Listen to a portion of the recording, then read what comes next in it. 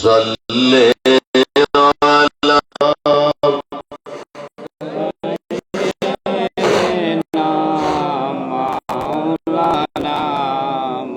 وعلى آل سيدنا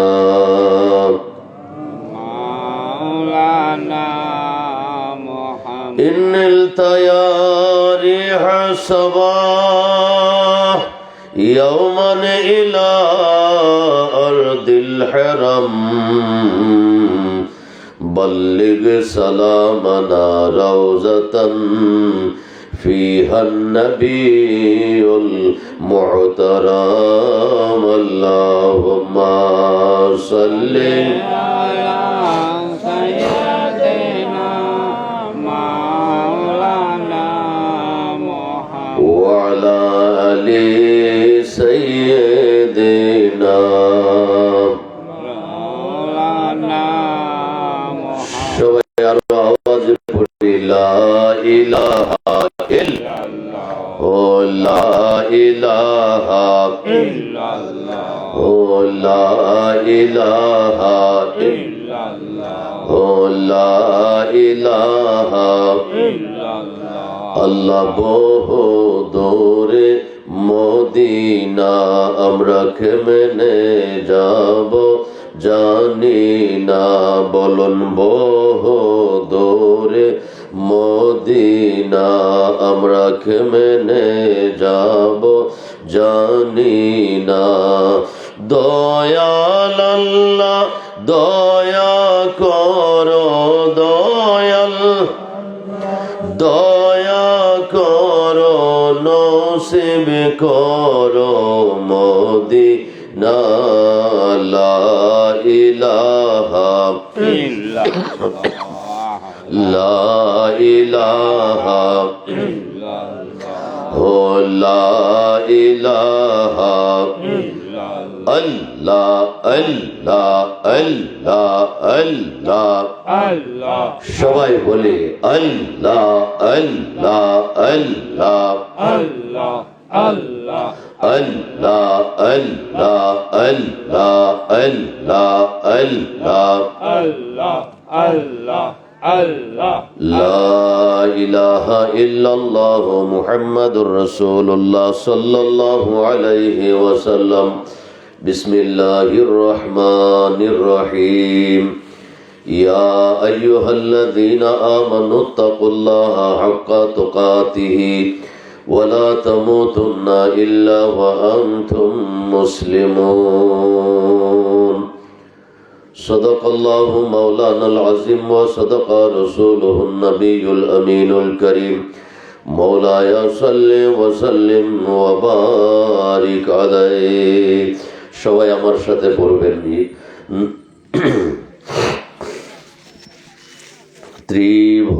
ত্রিভুবনের প্রিয় মুহাম্মদ ত্রিভুবনের প্রিয় এলোর দুনিয়ায় আয়ের সাগর যদি আয়ের সাগর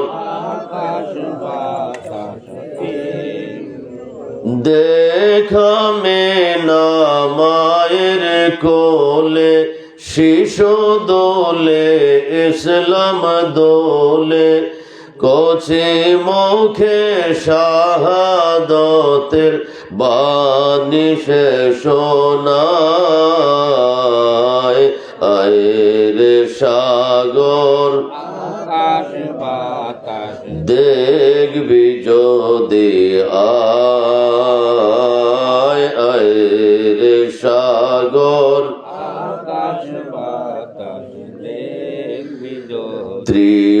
ত্রিভুবনের প্রিয় মুহাম্মদ ত্রিভুবনের প্রিয় মুহাম্মদ এলোর দুনিয়ায় আয়ের সাগর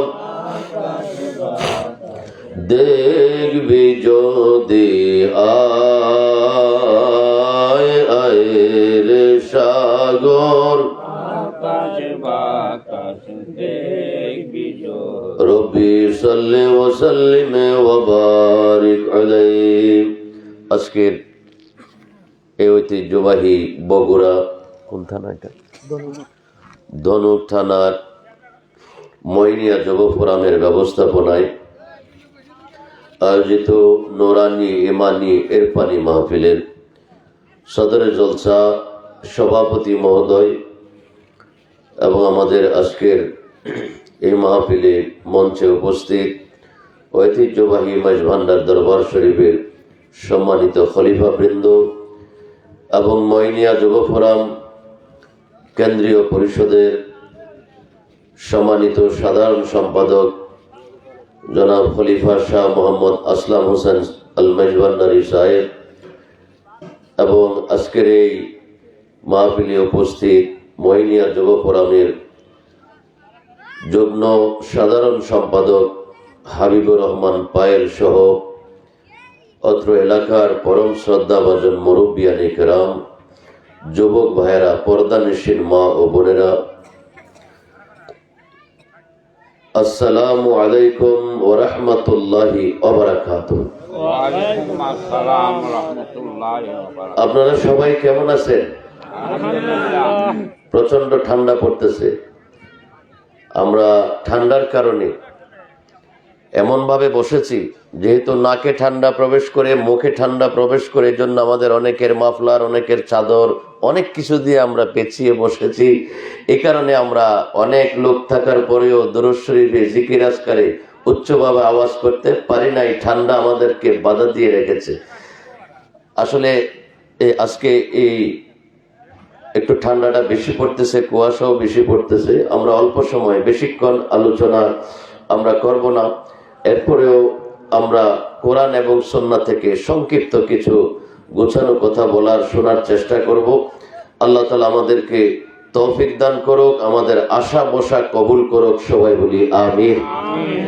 আচ্ছা বলেন তো, আমরা কার বান্দা? দেখছেন, আপনাদের সবার বিশ্বাস নাই, পিছনের তারা আল্লাহকে বিশ্বাস করে না। আমরা সবাই কার বান্দা? আল্লাহ কার বান্দা? দেখছেন, আমরা সবাই আল্লাহর বান্দা, কিন্তু আল্লাহ কারোর বান্দা নয়। আমরা কার উম্মত? আওয়াজ দিয়ে বলুন, কার উম্মত? নবীজির উম্মত। এবার বলেন তো, নবী কার উম্মত? নবী কারোর উম্মত না। আল্লাহ কারোর বান্দা নয়, আমরা আল্লাহর বান্দা। আমরা নবীর উম্মত, আমাদের নবী কারোর উম্মত নয়। পড়ুন না সুবহানাল্লাহ। তাহলে দুইজনের সাথে মিল আছে না নাই? দেখেন, কোরআনের প্রথম পাতায় আল্লাহ বলেছেন আলহামদুলিল্লাহি রাব্বিল আলামিন। আলামিনের রব হলো আল্লাহ। আর সূরা আম্বিয়ার মধ্যে বলেছেন ওয়ামা আরসালনাকা ইল্লা রাহমাতাল লিল আলামিন। আল্লাহর বেলায় বলেছে রব্বুল আলামিন, সমগ্র আলমের রব।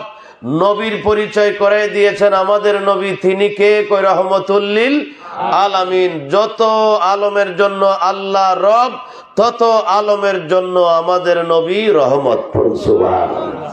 তাইলে কারো কি বাড়ানো কমানোর কোনো ক্ষমতা আছে? নাই।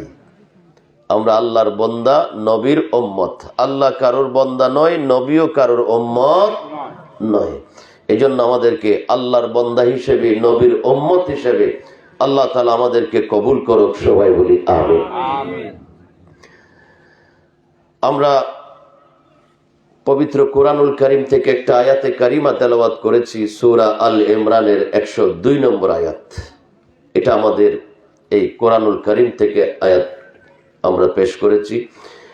এই কোরআন শরীফ আমাদের সকলের ঘরে ঘরে আছে না নাই? আছে। এটার উপরে বড় সত্য, মহাসত্যের কোন কিতাব আছে? আচ্ছা বলেন তো, এটাতে শুরু থেকে শেষ পর্যন্ত যা আছে সবগুলো কার বাণী? আর জোরে বলুন, কার বাণী? তাতে কোনো সন্দেহ আছে? এটার মধ্যে কি কিছু কথা মিথ্যা আর কিছু কথা সত্য আছে? নাই। তাহলে এটার ভিতরে শুরু থেকে শেষ পর্যন্ত যা আছে সব আল্লাহর বাণী, সত্য বাণী। এবং সবগুলাকে আল্লাহর একজন বান্দা, ইমানদার, মুমিন, মুসলমান মানতে হবে। মানতে, যদি কেউ কিছু মানে আর কিছু না মানে তাহলে কি মুমিন হবে? হবে না। তাহলে এই কোরআনুল কারীম এমন একটা কিতাব আমাদের ঘরে ঘরে আছে। এই কোরআনুল কারীমকে ওযু ছাড়া, পবিত্র অবস্থা ছাড়া ধরা যাবে না। এভাবে ধরতে যাবেন, আপনার শরীর কি থাকতে হবে? পাক থাকতে হবে, পবিত্র থাকতে হবে। কেন? এটা এত পবিত্র কিতাব, এটাকে পবিত্র না হইয়া ধরাও যাবে না। পৃথিবীর সমস্ত ফতোয়ার কিতাবে আছে এই কোরআনুল কারীমকে ওযুর সাথে, পবিত্রতার সাথে ধরে আমার প্রথম কাজ কি? দুইটা ঠোঁট দিয়ে আল্লাহর কোরআনকে চুমু খাওয়া। এটা হইল শরীয়তের একটা মুস্তাহাব কাজ। চুমু খাইলে সওয়াব, গুনাহ ঝরে যায়। তাইলে বলুন তো, আমাদের ছেলে সন্তান, মেয়ে সন্তান, ছেলে সন্তান, তাদেরকে এই কোরআনের সাথে সম্পর্ক করানোর দরকার আসেনি? শিক্ষা দেওয়ার দরকার আসেনি? কিন্তু আমরা এই কোরআন ঘরে পড়ে থাকে, ময়লা হয়ে থাকে, আমরা এই কোরআনকে কেউ ধরিও না। এত বড় একটা নিয়ামত আমার ঘরে, আমার গুনাহ মাফ হওয়ার জন্য একটা যন্ত্র আমার ঘরে পড়ে আছে। এটা ধরলে সওয়াব, দেখলে সওয়াব, পড়লে সওয়াব। সওয়াব মানে কি? সওয়াব যাবে, গুনাহ বের হয়ে যাবে। সুবহান। এই জন্য আমাদের মা বোন যারা আছেন ঘরে, তাদের প্রতি বিশেষ আহ্বান থাকবে। প্রথম সন্তানের প্রথম শিক্ষা কেন্দ্র হলো নিজের ঘর, মা। মায়ের কাছে, মা হইল সর্বপ্রথম প্রতিষ্ঠান, স্কুল। মা শিক্ষা দিবে সন্তানকে, ছোটবেলা থেকে এই শিক্ষা দিয়ে গড়ে তুলতে হবে। কিন্তু আমাদের আজকালকের মা সমাজের মধ্যে তো নিজেদের মধ্যেই শিক্ষা নাই, সন্তানকে দিবে কি করে? নিজেরাই তো কোরআনের কাছে যায় না, কোরআন পড়ে না, সন্তানকে শিক্ষা দেওয়া সম্ভব না। এই জন্য আমাদের সন্তানদেরকে কোরআনের সাথে সম্পৃক্ত করতে হবে। এই কোরআনকে পবিত্রতার সাথে ধরে এভাবে চুমু খাওয়া মুস্তাহাব। এরকম আরো কিছু কিছু জায়গা আছে, কিছু কিছু ব্যক্তি আছে, কিছু কিছু পাত্র আছে, এগুলাকে চুমু খাওয়া মুস্তাহাব। যেমন দেখবেন, মক্কায় যাবেন, হজ করতে যাবেন, একটা আল্লাহর ঘর খানায় কাবা আছে না নাই? এই কাবা ঘরের এক কোনায় একটা ছিদ্র আছে। আপনারা দেখবেন ছিদ্রের ভিতরে একটা পাথর আছে। হাজী সাহেবগণ তাওয়াফ করে করে মাথা ঢুকায় চুমা দেওয়ার জন্য চেষ্টা করেনি? করে। আপনারা টেলিভিশনে দেখবেন, ছবিতে দেখবেন, আর মোবাইলে, ফেসবুকে দেখবেন, খানায় কাবায় তাওয়াফ করতেছে, আর মানুষ চেষ্টা করতেছে শুধু মাথা ঢুকানোর জন্য। হাজী সাহেব হজ করতে আসছেন, এই ছিদ্র দিয়ে মাথা ঢুকান কেন? ভিতরে চুমু দিব। কাকে চুমু দিবেন? ওখানে কি আল্লাহ থাকে? কইছেন না। ওখানে কি নবী আছে? কইছেন না। তাইলে ওখানে কি আছে? কাকে চুমা দিবেন? ওখানে একটা পাথর আছে। পাথর। কি আছে? পাথর। হাজী সাহেব কোথায় চুমা দেন? কইছে পাথরে। তো পাথরে চুমা দিলে কি হবে? কইটা সাধারণ পাথর না, কইটা বেহেশতি পাথর। এখানে চুমা দিলে জীবনের গুনাহ ঝরে। আপনাদের বগুড়ায় রেল স্টেশন আসেনি? ট্রেন চলাচল করেনি? এই স্টেশনে পাথর আসেনি? আছে। আপনাকে যদি 1000 টাকাও দেই, যে ভাই 1000 টাকা দিলাম, এখানে একটা পাথরের চুমা দেন, আপনি চুমা দিবেন? কারণ এটাতে ট্রেন চলে, ট্রেনের ভিতরে টয়লেট আছে, ওরা প্রস্রাব করে, পায়খানা করে, পাথরের উপরে পড়ে। টাকা দিলেও কেউ চুমা দিবে না। কিন্তু ওখানে খানায় কাবায় একটা পাথর আছে, এখানে মানুষ প্রতিযোগিতা করে কার আগে কে চুমা দিবে, কার আগে কে চুমা দিবে। সুবহানাল্লাহ। তাইলে সব পাথর একরকম না। কোরআনকে চুমু খাওয়া মুস্তাহাব, খানায় কাবার ভিতরে পাথর, পাথরে চুমু খাওয়া মুস্তাহাব, আল্লাহর ঘর খানায় কাবাকে চুমু খাওয়া মুস্তাহাব। মা বাবার কদম, আপন মা বাবার কদম, এই যে দুই পা, দুই পায়ে সন্তান ঠোঁট লাগায় চুমু খাওয়া মুস্তাহাব। সুবহানাল্লাহ। বিশ্ববিখ্যাত ফতোয়ার কিতাব ফতোয়ায়ে শামী, যেই ফতোয়ার আলোকে বাংলাদেশে সকল শরীয়তের মসলা মসাইল চলে, মুফতি সাহেবরা ফতোয়া দেন। এই ফতোয়ায়ে শামীর ৫ম খণ্ডের মধ্যে আছে, আল্লাহর পেয়ারা রাসূল বলেছেন, মান কাব্বালা রিজলা উম্মিহি কাআন্নামা কাব্বালা তাওয়াতাল জান্নাহ। যেই সন্তান তার মা বাবার পায়ে এই দুই কদমের মধ্যে ঠোঁট লাগাইয়া চুমা দিবে, আল্লাহর নবী বলেন সেটা মায়ের পা না, এটা বাবার পা না। কই ইয়া রাসূলুল্লাহ, এটা কি? কইটা বেহেশতের চৌকাঠ। মায়ের কদম বাবার কদম সন্তানের জন্য বেহেশতের চৌকাঠ। এজন্য নবী বলেছেন আল জান্নাতু তাহতা আকদামিল উম্মাহাত, সন্তানের বেহেশত হইল মায়ের পায়ের নিচে। সুবহানাল্লাহ। তো এখানে কি বলছেন? মায়ের পায়ের নিচে বেহেশত মানে কি? মা যেখানে দাঁড়াই আছে, মাকে সরাইয়া কোদাল দিয়া মাটি কাইটা বেহেশত দেখা যাবে? তো এখানে যে বললেন মায়ের পায়ের নিচে বেহেশত, এটা কি বুঝাইছেন আল্লাহর নবী? অর্থাৎ মা বাবার সেবা যত্ন, রাজি খুশি, এটার মধ্যেই সন্তানের কি আছে? আল্লাহর রাজি খুশি আছে। আল্লাহ রাজি খুশি হইলে সন্তানের জন্য বেহেশত এইভাবেই আছে। এই জন্য আমাদেরকে বলছে মায়ের সেবা করবা, বাবার সেবা করবা, মার সাথে আদব করবা, বাবার সাথে আদবের সাথে ব্যবহার করবা, বেয়াদবি করবা না, তাদেরকে কষ্ট দিবা না, তাদের মতের বিরুদ্ধে চলাফেরা করবা না। এই মা বাবার মর্যাদা সন্তানের কাছে কে দিয়েছেন? আল্লাহ, আল্লাহ রসুল। বড় করে বলুন সুবহানাল্লাহ। তাইলে আমাদের মা বাবার খেদমত, সেবা, ভক্তি, শ্রদ্ধা এটা আমাদের করতে হবে। আল্লাহ তাআলা আমাদেরকে এই শিষ্টাচার গুলো মেনে চলার তৌফিক দান করুক। সবাই বলি আমিন।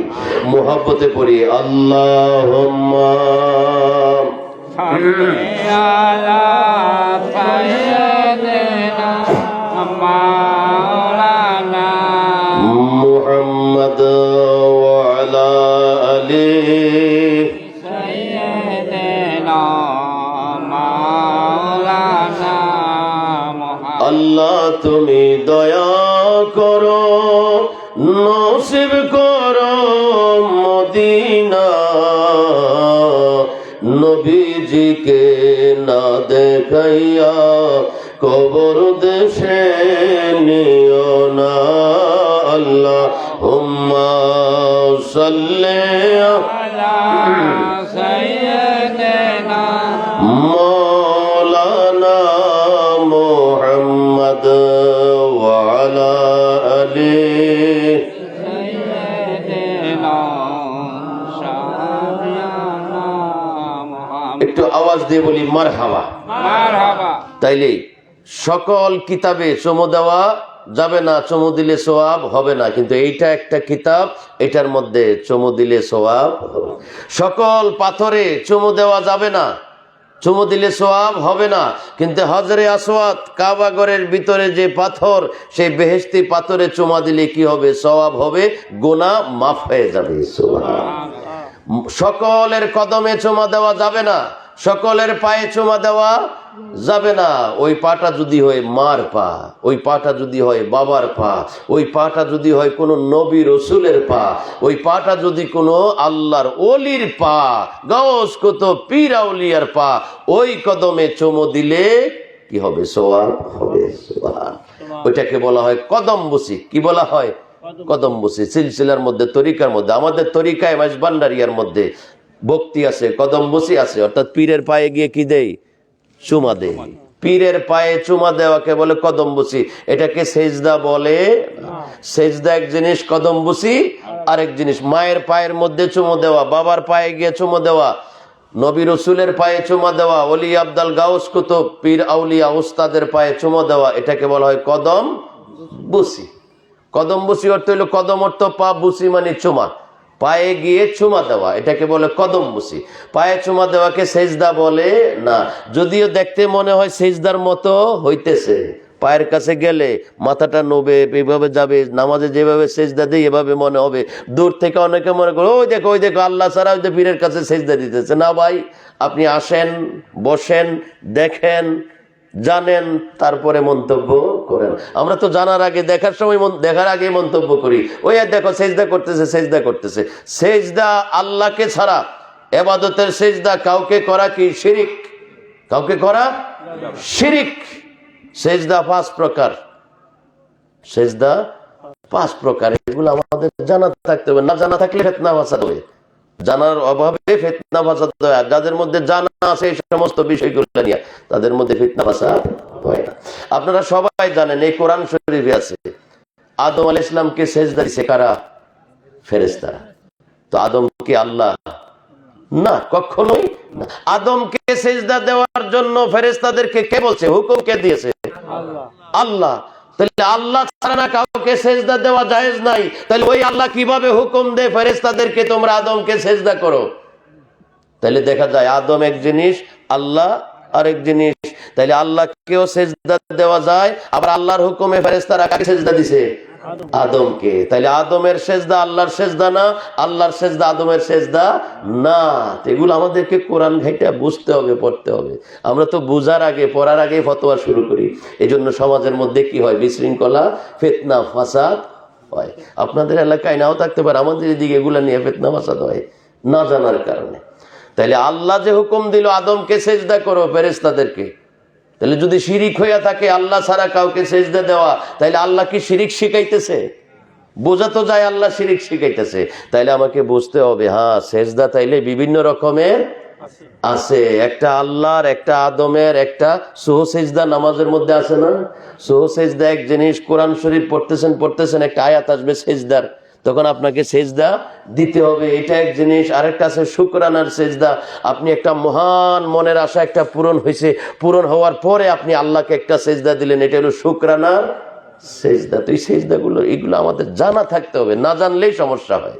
তো সেজদা এক জিনিস, কদম বুসি আরেক জিনিস। পীর মুর্শিদ গাউস কুতুব সাহাবীরা নবীজিকে, নবীজির কদমে চুম্বন দিয়েছেন। এক সাহাবী আরেক সাহাবীর কদমে চুমা দিয়েছেন। এক ওলি আরেক ওলি, মুরিদ মুর্শিদকে, ভক্ত তার মওলাকে কদম বুসি করে। এটাকে বলা হয় পায়ে চুমা দেওয়া, কদম বুসি, ভক্তি। এটার নাম সেজদা নয়। আল্লাহ আমাদেরকে বোঝার তৌফিক দান করুক, আমিন।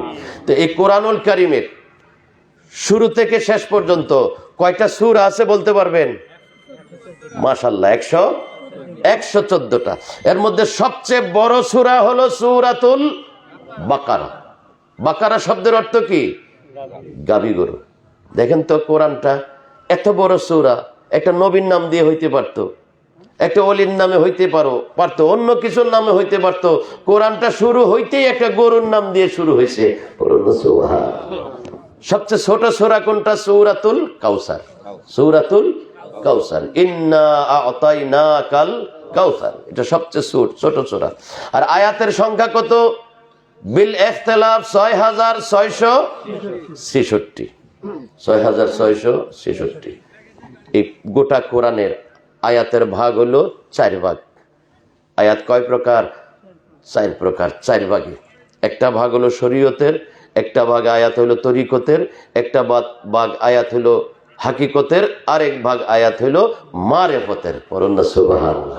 তাহলে যারা কোরআন মানে, যারা কোরআন পড়বে, যারা কোরআনকে মানবে, তারা এই 4 প্রকার আয়াতকে মানতে হবে। আল্লাহর পেয়ারা রাসূল হাদিসে পাকে ইরশাদ করেছেন, আশ-শরীয়তু শাজারাতুন। শরীয়ত কাকে বলে? নবীজি বলেন। সাহাবীরা শরীয়ত কাকে বলে জানো? যে ইয়া রাসূলুল্লাহ শরীয়ত কাকে বলে? শরীয়ত হলো একটা গাছের নাম। আম গাছ, তালম গাছ, জাম গাছ, কাঁঠাল গাছ, লিচু গাছ, একটা গাছ, এটার নাম হলো কি? শরীয়ত। ওয়া তরিকতু আকসানুহা। তরিকত কাকে বলে জানো? এই যে গাছটা দাঁড়াই আছে, এটার চতুর্দিকে কিছু ডালপালা বের হয়েছে না, এক একটা ডালের নাম হলো তরিকত। এক একটা ডালের নাম তরিকত। তরিকা মানে কি? রাস্তা। এক একটা ডাল বের হয়েছে, এক একটা রাস্তা বের হয়েছে। এই রাস্তাগুলাতে কি হবে একটু পরে দেখবেন, রাস্তায় কি হইতেছে। এগুলো বাইর হলো কেন? ডালগুলা। কই যে শরীয়ত হলো মূল গাছ, তরিকত হলো ডালপালা। ওয়াল হাকিকাতু আওরাকুহা। কার হাকিকতের নাম হলো ওই ডালগুলাতে দেখবা কিছু কিছু পাতা আছে, ডালে পাতা আছে না? ওই যে পাতাগুলোর নাম হলো হাকিকত, ডালটার নাম হলো তরিকত, মূল গাছটার নাম হলো শরীয়ত। ওয়াল মারিফাতু আসমারুহা। কার মারিফত হলো এই ডাল পাতা, কিছুদিন পরে ডাল বের হয়েছে, ডালের পরে পাতা বের হয়েছে, এই ডাল পাতা বের হওয়ার পরে কিছুদিন পরে দেখবে একটা ফল ধরেছে।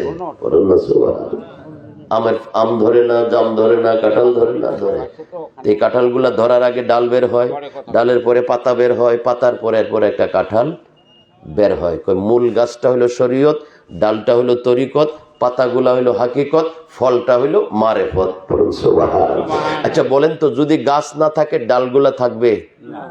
ডালগুলা না থাকলে পাতা থাকবে? পাতা না থাকলে ফল আসবে? আসবে না। তাইলে গাছের নাম শরীয়ত, শরীয়ত ছাড়া তরিকত হবে নাকি? কিন্তু এখন অনেক লোক আছে শরীয়ত ছাড়া তরিকত করে, আছে না? শরীয়ত, নামাজ, রোজা, ইবাদত, বন্দেগী, তাসবিহ, তাহলিল এগুলা কিছু করে না, আছে না এরকম কিছু লোক? তারা হইল পথভ্রষ্ট, রাস্তাহারা, তারা সঠিক পথে নাই। শরীয়ত ছাড়া তরিকত হবে না, তরিকত ছাড়া হাকিকত হবে না, হাকিকত ছাড়া মারেফত হবে না।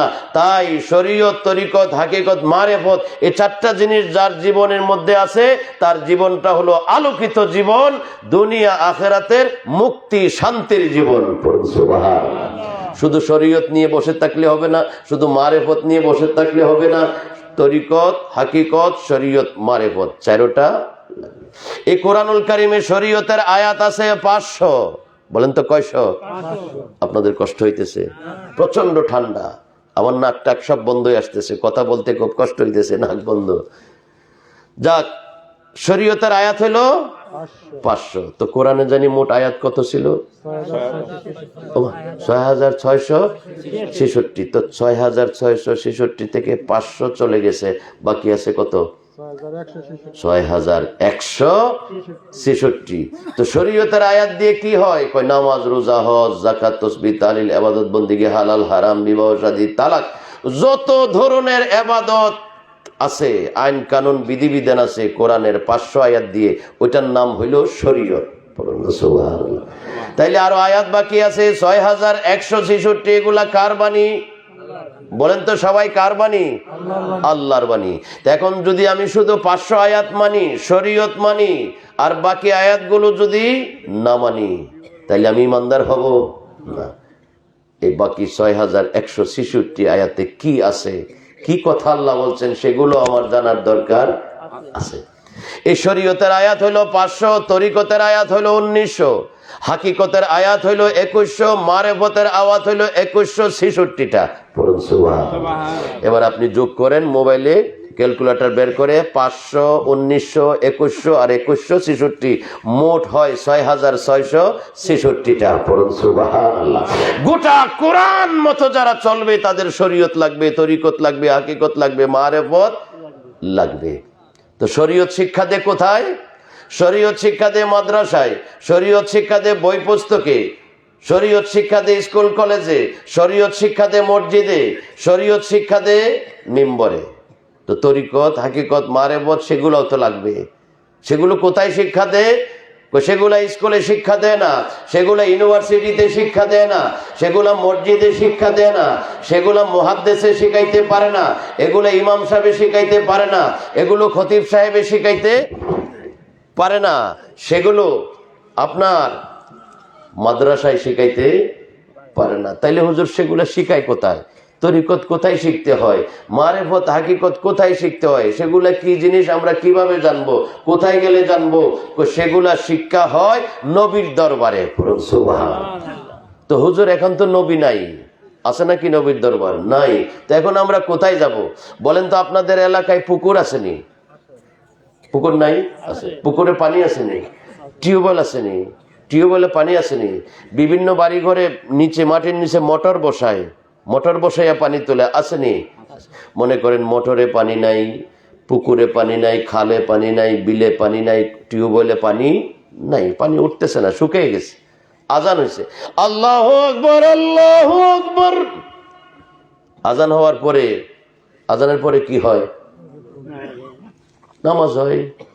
সবাই গেলাম আমরা মসজিদে, গিয়ে বললাম, হুজুর আপনি আর মুয়াজ্জিন হিসাবে নামাজ পড়েন, আমরা নামাজ পড়বো না। তখন ইমাম সাহেব বলবে, কেন পড়বেন না? আপনি বলবেন যে আমাদের অজু নাই। তো ইমাম সাহেব কি বলবে? অজু নাই, অজু করে আসেন। যে হুজুর অজু করবো কি দিয়ে? টিউবওয়েলে পানি নাই, মোটরে পানি নাই, পুকুরে পানি নাই, খালে পানি নাই, কোথাও পানি নাই। ও পানি নাই, কার জন্য অজু করতে পারতেছেন না? জি। কইছে না, পানি না থাকলে অজু করার ব্যবস্থা আছে। কি ব্যবস্থা আছে হুজুর? কই আপনি অজু করবেন পানি না থাকলে মাটি দিয়া। সুবহানাল্লাহ। এটাকে কি বলা হয়? তায়াম্মুম। কি বলা হয়? তায়াম্মুম। মাটি দিয়া অজু করে হইলেও নামাজটা আদায় করতে হবে। তাইলে পানি না থাকলে বিকল্প কি? মাটি। আল্লাহর নবী বলেন, নবী না থাকলেও বিকল্প ব্যবস্থা আছে। কি বিকল্প ব্যবস্থা? কই যে নায়েবে নবী। নবী না, নায়েবে নবী। রসুল না, নায়েবে রসুল, নায়েবে রসুল, কোরআনের ভাষায় যাদেরকে বলা হয় আউলিয়া আল্লাহ, আল্লাহর আউলিয়া। মুহাব্বতে পড়ি আল্লাহ আল্লাহ আল্লাহ লা ইলাহা ইল্লাহু আল্লাহ আল্লাহ আল্লাহু লা ইলাহা ইল্লাল্লাহ। উচ্চ স্বরে বলি মারহাবা। মারহাবা। তাইলে বিকল্প ব্যবস্থা, নবীর জায়গায় নায়েবে নবী, আওলাদে নবী, আল্লাহর আউলিয়ারা। তাহলে এগুলা শিক্ষা দিবে কোথায়? নবী না থাকলে নবীর নায়েব, ওলি, আউলিয়া, গাউস, কুতুব, পীর, আউলিয়াগণের দরবারে শিক্ষা দিবে। সুবহানাল্লাহ।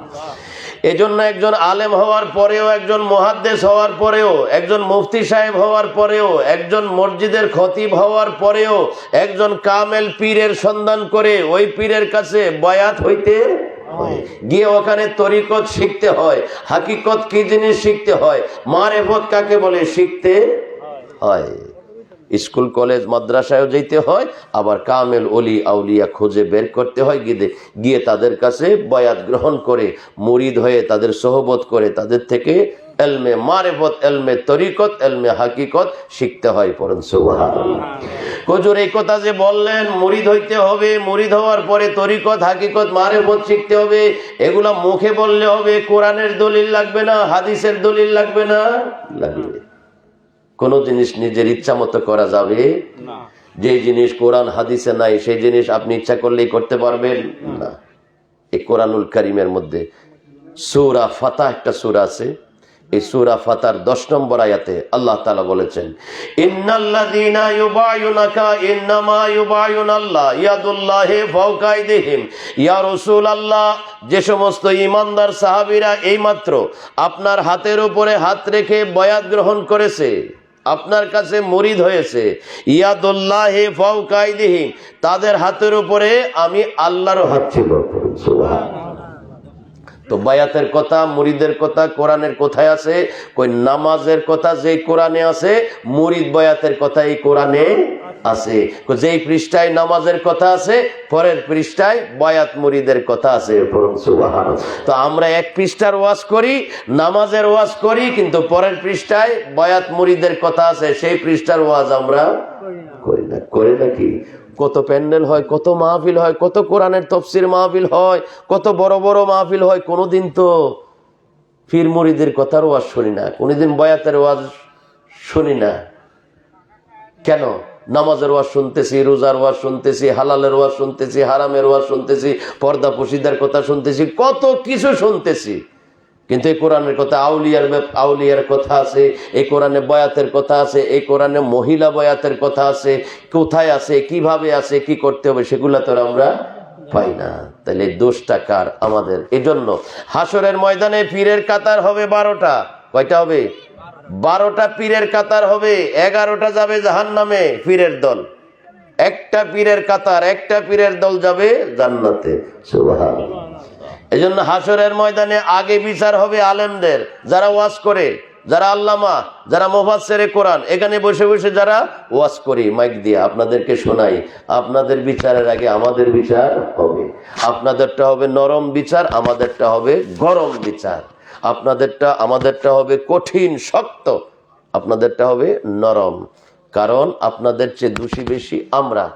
আমরা যা যেভাবে বলি এইভাবে আপনারা বিশ্বাস করে চলেন। কথা বলেন ঠিক কিনা? এই জন্য বিচার হবে আগে আলেম ওলামাদের। কে কোরআন ফাঁকি দিয়েছে, কে এক পৃষ্ঠা বলছে আরেক পৃষ্ঠা বলে নাই, কে এক কথা বলছে আরেক কথা বলে নাই। এজন্য সূরা ফাতাহ আয়াত নম্বর 10, এখানে আল্লাহ তাআলা বলেছেন, ইয়া রাসূলুল্লাহ, যে সাহাবীরা আপনার কাছে মুরিদ হয়েছে তাদের হাতের উপরে আমি আল্লাহর হাতও ছিল।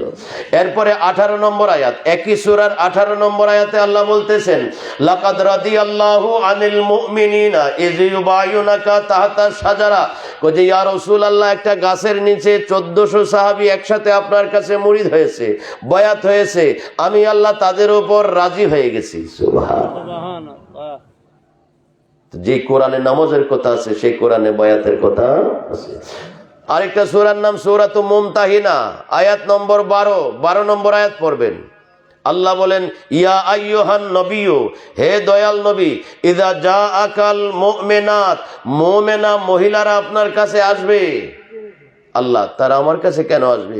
ইউবায়ুনাকা, আপনার কাছে বায়াত হইতে। সুবহানাল্লাহ।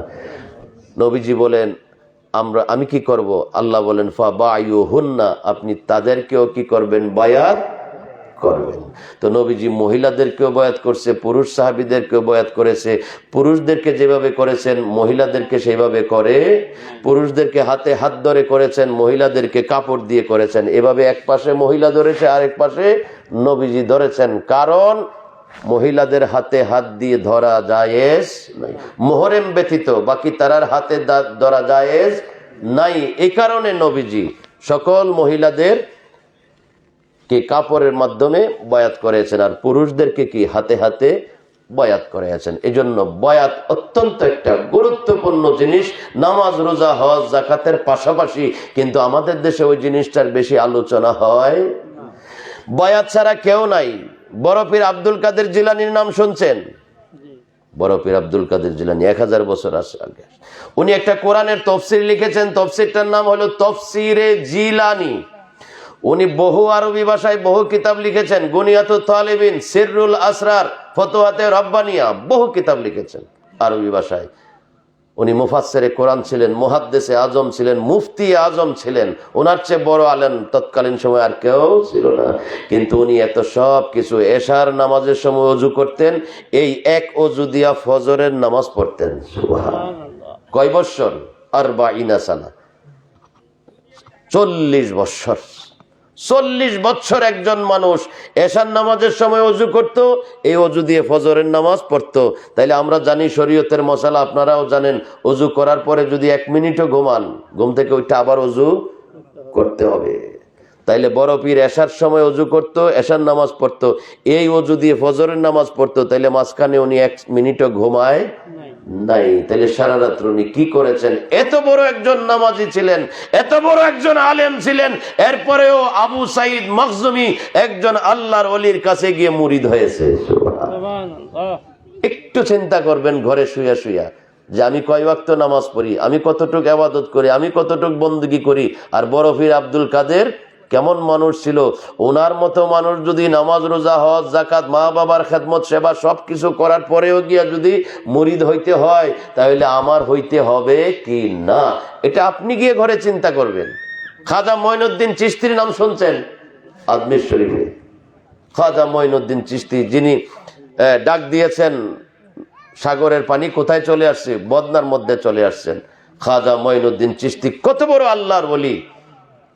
উনি মদিনা শরীফে মুহাদ্দিস ছিলেন, মদিনা শরীফে হাদিস শরীফ পড়াইতেন আরববাসীদেরকে। সুবহানাল্লাহ। এত বড় আলেম ছিলেন, কিন্তু ওসমান হারুনি নামে একজন আল্লাহর ওলির কাছে গিয়ে বায়াত হয়েছেন, মুরিদ হয়েছেন।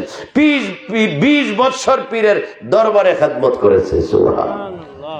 বাংলাদেশে ইসলাম এনেছে কে? আলেম ওলামারা? না। মসজিদের ইমাম সাহেবরা? না। স্কুল কলেজের মাস্টার প্রফেসররা? না। তো কারা নিয়ে আসছে? যারা নিয়ে আসছে তাদেরকে আলেম বলা হয় না। যারা নিয়ে আসছে তাদের মসজিদের ইমাম না। যারা নিয়ে আসছে তারা মাদ্রাসার হুজুর না। যারা নিয়ে আসছে তারা ইউনিভার্সিটির প্রফেসর না। তো তারা কারা? তারা 360 জন আল্লাহর আউলিয়া। সুবহানাল্লাহ। তাদেরকে বলা হয় আল্লাহর আউলিয়া। আল্লাহর আউলিয়া কারা? যাদের মধ্যে আল্লাহর নূরের বিকাশ আছে। আল্লাহর আউলিয়াগণ ইসলাম নিয়ে এসেছেন। বাংলাদেশের 360 জনের যিনি লিডার ছিলেন, ওনার নাম হযরতে বাবা শাহজালাল ইয়ামানি রহমতুল্লাহ আলাইহি। মাজার কোথায়? সিলেটে। শাহজালাল ইয়ামানি রহমতুল্লাহ আলাইহি। ওনার পীর ও মুর্শিদ ছিলেন সৈয়দ আহমদ আওলাদ রসুল, সৈয়দ আহমদ কবির রহমতুল্লাহ আলাইহি। আমাদের বাংলাদেশে আমরা শতকরা 99 জন মুসলমান হানাফি মাযহাবের অনুসারী, নামাজ, রোজা, হজ, যাকাতে। এই হানাফি মাযহাবের ইমামের নাম ইমাম আজম আবু হানিফা রহমতুল্লাহ আলাইহি। উনি শরীয়তের একজন ইমাম। এত বড় আলেম হওয়ার পরেও 2 জন পীরের কাছে মুরিদ হয়েছে। সুবহানাল্লাহ। 2 জন পীরের কাছে মুরিদ হয়েছে। ইমামে আজম আবু হানিফা গোটা পৃথিবীর হানাফি মাযহাবের ইমাম। তাহলে গোটা পৃথিবীর হানাফি মাযহাবের ইমামের যদি বায়াত হইতে হয়, আমার পাড়ার মসজিদের যিনি ইমাম, উনি তো শুধু একটা পাড়ার মসজিদের ইমাম, তাহলে গোটা পৃথিবীর ইমামের যদি বয়াত মুরিদ হইতে হয় কোরআনের আলোকে, তাহলে পাড়ার মসজিদের ইমামের বয়াত হওয়ার দরকার আছে কিনা, এটা আমাদের চিন্তার বিষয়। এজন্য বয়াত কেন হব? প্রথম হইল বয়াত হওয়া, নামাজ পড়ার যিনি হুকুম দিয়েছেন বয়াত হওয়ার জন্য তিনি হুকুম দিয়েছেন, ওনার নাম কি? বলে আল্লাহ। কোথায় হুকুম দিয়েছেন? কোরআনুল কারিমে। এজন্য আমরা কোরআনের সম্পূর্ণটা মানি, যেখানে নামাজের কথা আছে এটা মানি, যেখানে মা বাবার খেদমতের কথা আছে সেটা মানি, যেখানে আল্লাহ বলেছেন মদ খাওয়া হারাম সেটাও মানি, যেখানে আল্লাহ বলেছেন বয়াতের কথা সেটাও মানি। কথা বলেন ঠিক কিনা? তো আমি বাকি সব মানি, কিন্তু একটা মানি না, তাহলে ইমানদার হওয়া যাবে? আল্লাহ আমাদেরকে এগুলা প্রথমে বোঝার তৌফিক দান করুক। সবাই বলি আমিন। মুহাব্বতে পড়ি আল্লাহুম্মা সাল্লি আলা সাইয়্যিদিনা মাওলানা মুহাম্মদ ওয়া আলা আলি সাইয়্যিদিনা মাওলানা মুহাম্মদ। আল্লাহ তুমি দয়া করো, নসিব করো মদিনা, নবীজিকে না দেখাইয়া কবর দেশে নিও না। আল্লাহ হুম্মা সাল্লি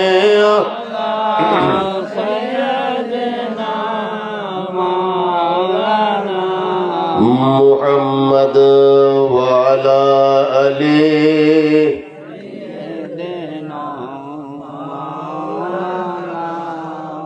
উচ্চ সুরে বলি মারহাবা। মারহাবা। এই জন্য যাদেরকে দেখবেন সারা পৃথিবীতে বড় বড় আল্লাহর আউলিয়া, বড় বড় আলেম, বড় বড় মুফাসসির, তারা সবাই শরীয়তের পাশাপাশি তরিকত চর্চার জন্য একজন কামেল পীর ও মুর্শিদের কাছে গিয়ে বয়াতে রসুল গ্রহণ করেছেন। সুবহানাল্লাহ।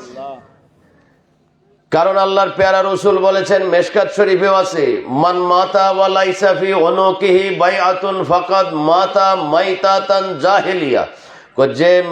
যে মুসলমানটা, যে মানুষটা মৃত্যুবরণ করলো কিন্তু বায়াত গ্রহণ করলো না, সে যেন জাহিলের মরা মরণ মরেছে। আল কবরে গিয়ে আখিরাতে গিয়ে আল্লাহও চিনবে না, রসুলও চিনবে না।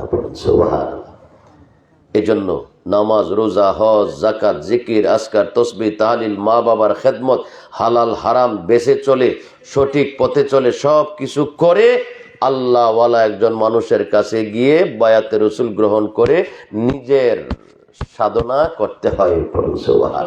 কারণ আমাদের জগৎ হইল দুইটা, একটা দেহ আর একটা হইল রুহু। রুহু না থাকলে দেহ থাকবে না, আবার দেহ না থাকলে রুহু থাকবে না। এই জন্য এই দুইটা জিনিস আমাদেরকে আল্লাহ দিয়েছেন, দিয়ে দেহ যেমন নাপাক হয় রুহুটাও নাপাক হয়। দেহর যেমন খাবার লাগে রুহেরও খাবার লাগে। দেহের খাবার রুহে খায় না, রুহের খাবার দেহে খায় না। দেহের খাবার বাজারে পাওয়া যায়, দেহের খাবার মার্কেটে পাওয়া যায়, কিন্তু রুহের খাবার বাজারে পাওয়া যায় না। দেহের খাবার দোকানে পাওয়া যায়, ব্যবসায়ীর কাছে পাওয়া যায়, রুহের খাবার দোকানে পাওয়া যায় না। রুহেরও খাবার আছে, সেই খাবার খুঁজতে হয়, চিনতে হয়। সেই খাবার যেখানে গেলে পাওয়া যায় সেটা হলো বর্তমানে ওলি আউলিয়াদের দরবারে। সুতরাং যেহেতু দুইটা জিনিস নিয়ে একটা মানুষ, সুতরাং তার ভিতরও ঠিক থাকতে হবে, বাহিরও ঠিক থাকতে হবে। বাহির নাপাক হয় পবিত্র করতে হয়, ভিতরটাও নাপাক হয় পবিত্র করতে হবে। কিন্তু সেই ভিতরের পবিত্রতা কি দিয়ে করব, কোথায় গেলে সেই শিক্ষা পাওয়া যাবে? সেই শিক্ষা হলো পীরের দরবার, মুর্শিদের দরবার। পড়ুন সুবহানাল্লাহ। সেগুলা কোরআনের, হাদিসের, ফাকা, ফতোয়া, মাদ্রাসা, স্কুল কলেজের বইয়ের মধ্যে পাওয়া যাবে না। স্কুল কলেজ মাদ্রাসা ফতোয়ার কিতাবাদির এলম এখানে আসে মাথায়। কোথায় আসে? মাথায়। আরেকটা এলম আসে আল্লাহর দরবার থেকে, এটা মাথায় আসে না, এটা সরাসরি বন্দার কলবের মধ্যে আসে। পড়ুন সুবহানাল্লাহ। এটাকে বলা হয় এলমে মারেফত, কলবেরটাকে বলা হয় এলমে লাদুনি, এলমে মারেফত, আর মাথারটাকে বলা হয় এলমে শরীয়ত, সাধারণ জ্ঞান, দুনিয়াবি জ্ঞান। আর এখানে আসে আল্লাহর পক্ষের জ্ঞান। এটা স্কুল কলেজ মাদ্রাসা থেকে আসে না। একজন কামেল মুর্শিদের সোহবতে গেলে বায়াতের বন্ধন মুরিদ হওয়ার পরে বন্ধন সৃষ্টি হইলে কলব থেকে কলবের মধ্যে আসে। সুবহানাল্লাহ। কোরআনের সূরা কাহফের মধ্যে এই কলবের জ্ঞানটাকে বলা হয়েছে ইলমে লাদুনী। মূসা আলাইহিস সালাম আর আল্লাহর একজন ওলির নাম হইল খিজির আলাইহিস সালাম। এই দুইজনের একটা ঘটনা আল্লাহর কোরআনে আল্লাহ বর্ণনা দিয়েছেন। খিজির আলাইহিস সালাম আল্লাহর ওলি, তার কাছে একটা জ্ঞান ছিল যেটা মূসা নবীর কাছে ছিল না। তখন সমাজের উম্মতেরা যখন প্রশ্ন করেছিল যে মূসা আলাইহিস সালাম বর্তমানে সবচেয়ে বড় জ্ঞানী কে, তখন মূসা নবী বলেছিলেন আমি তো নবী, আমি হইলাম জ্ঞানী, আমার চেয়ে আর বড় জ্ঞানী তো কেউ। তখন আল্লাহ বলেছিলেন না মূসা, তোমার এই কথা সঠিক হয় নাই, আমার আরেকটা বন্দা আছে তোমার সমাজে, ওই বন্দার কাছে যে জ্ঞান আছে সেটা তোমার কাছে নাই। তখন মূসা নবী ওই জ্ঞানটা চাইলেন, বলছে যেটা ওর কাছে যাইতে হবে, ওর কাছ থেকে শিখতে হবে। ঠিকানা বলে দিলেন, দুই সাগর এক জায়গায় এসে যেখানে মিলিত হয়েছে মজমাউল বাহরাইন, সেখানে আমার বন্দাটা থাকে। সুবহানাল্লাহ। মূসা নবী খাদেম সাথে নিয়েছে, ইউসা ইবনে নুন ব্যাগের মধ্যে নিয়েছে, মাছ বাজি করে কাইটা নিছে রাস্তার খাবার হিসেবে। হাঁটতে হাঁটতে হাঁটতে হাঁটতে দুই নদীর মোহনায় যাওয়ার পরে মূসা নবী ক্লান্ত হয়ে গেছে, গাছের গোড়ায় পাথরের মধ্যে শুয়ে গেছেন। খাদেমও বসে শুয়ে যেতেছে, ঘুমাইয়া যেতেছে। হঠাৎ করে দেখে যে থলিয়ার থেকে মাছটা জিন্দা হইয়া সাগরের ভিতরে চলে যেতেছে, পানি দুই দিকে চলে যেতেছে, মাঝখানে রাস্তা হইতেছে। সুবহানাল্লাহ। তো খাদেমও ঘুমাই গেছে, মূসা নবীও ঘুমাই গেছেন। ঘুম থেকে উঠছেন, খুব সংক্ষিপ্ত বলতেছে, উঠে মূসা নবী আবার চললেন, চলো আমাদেরকে তো ওই বন্দার ঠিকানা বের করতে হবে। কিছু দূর হাঁটার পরে মূসা নবী বলতেছেন পেটে খিদা লাগছে, থলিয়ার থেকে মাছ দাও। তখন খাদেম বলতেছে আরে নবী, আমরা যে ঘুমাইতেছিলাম আপনি তো আগে ঘুমাই গেছেন, আমি পরে ঘুমাইছি, চোখ লাগতেছে, দেখছি থলিয়ার থেকে মাছটা জিন্দা হইয়া পানিতে চলে গেছে। সুবহানাল্লাহ। তখন মূসা নবী বলছেন যে ওই জায়গাটাই তো আমাদের জায়গা। ফিরে আসলেন, এসে দেখলেন সাগরের মধ্যে রাস্তা হয়ে আছে, সুড়ঙ্গ দিয়ে মূসা নবী ঢুকছেন। গিয়ে দেখেন সাদা কাপড়ে আবৃত এক লোক বসে আছে। তখন মূসা নবী সালাম দিয়েছেন, আসসালামু আলাইকুম। তখন ওলিয়ার দরবার আছে, অনেক ওলি আউলিয়ার রাস্তা আছে, ওখানে গিয়ে দেখবেন কিছু কাজ হয়, তখন আপনার মাথার জ্ঞানে বলবে আরে এটা কি হইতেছে, এখানে এটা কি হইতেছে, এখানে দিয়ে ডোল বাজায়, এখানে দিয়ে দাঁড়ায় দাঁড়ায় জিকির করে, এখানে দিয়ে মাজারে করে, এখানে দিয়ে গিলাপ দেয়, এখানে দিয়ে ফুল দেয়, এরকম করে না? এখানে মাথা নয় দিয়ে পীরের পায়ে চুমা দেয়। এরকম কাজ অনেক দরবারে হয়, তরিকায় মাঝবান্ডারির মধ্যেও আছে। তখন মানুষ হঠাৎ করে এগুলা দেখে বিভিন্ন রকমের মন্তব্য শুরু হয়, কারণ জ্ঞানটা কোথার? মাথার জ্ঞান। এখানের জ্ঞানটা শূন্য। এখানের জ্ঞান দুই জায়গার জ্ঞান যার কাছে আছে, তখন দুই জ্ঞান দিয়ে সে নির্ণয় করতে পারবে যে হ্যাঁ এই কাজগুলা যে করতেছে সেটা নিয়ে চিন্তা করে তার জ্ঞানে জবাব দিবে না ঠিকই করতেছে। এই জন্য একটা জ্ঞান হলো এলমে লাদুনী, আরেকটা এলমে শরীয়ত। দুইটা জ্ঞানের সমন্বয় লাগবে, দুই জায়গায়। ওলি আল্লাহর দরবারে একটা, তরিকতে আর শরীয়তে, স্কুল কলেজ মাদ্রাসায় মসজিদে মক্তবে হলো আরেকটা। এই দুইটার সমন্বয় লাগবে। এই জন্য আমাকে মসজিদেও যাইতে হবে, ইমাম সাহেবের পিছনে নামাজও পড়তে হবে, রোজাও রাখতে হবে, স্কুলেও যাইতে হবে, মাদ্রাসায়ও যাইতে হবে। আবার এই কলবের জ্ঞানের জন্য আরেকটা মাদ্রাসা আছে, ওলিয়া উলিয়ার দরবার, মুর্শিদের কদম, সেখানেও যাইতে হবে।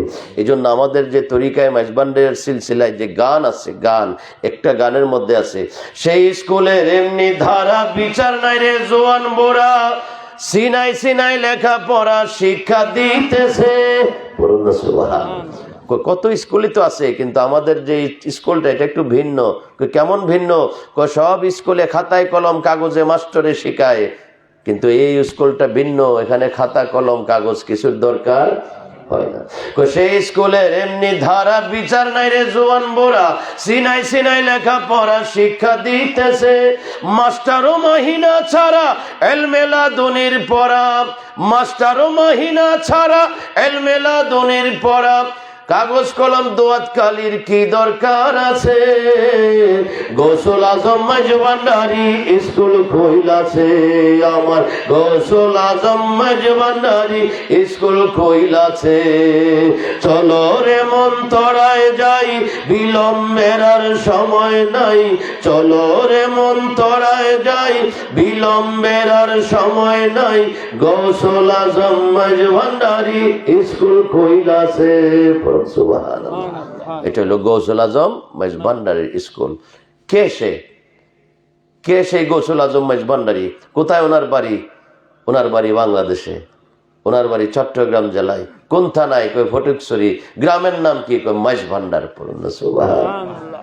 আমাদের বাংলাদেশের থানার জেলার গ্রামের একজন আল্লাহর ওলি, আওলাদে রসুল, যিনি অলিদের রাজা, যার নাম হলো গৌসুল আজম আহমদুল্লাহ মাইজ ভান্ডারী। পড়ুন সুবহানাল্লাহ। উনি লেখাপড়া করেছেন ইন্ডিয়ায়। বর্তমান কলকাতা যে আলিয়া মাদ্রাসা আছে, সেই আলিয়া মাদ্রাসার প্রিন্সিপাল মুহাদ্দিস ছিলেন। পড়ুন সুবহানাল্লাহ। কত বড় আলেমে শরীয়তের একজন আলেম ছিলেন উনি। আবু সালেহ লাহোরী পাকিস্তানের আওলাদে রসুলের কাছে বায়াত গ্রহণ করেছেন। মুর্শিদের নির্দেশে বাংলাদেশে এসেছেন আজ থেকে প্রায় 200 বছর আগে। পড়ুন সুবহানাল্লাহ। বাংলাদেশে এসে উনি বাংলাদেশের মানুষকে এলমে শরীয়ত, তরিকত, মারেফত, হাকিকত শিক্ষা দিয়ে ওনার মতো অসংখ্য আল্লাহর ওলি তৈরি করেছেন। সুবহানাল্লাহ।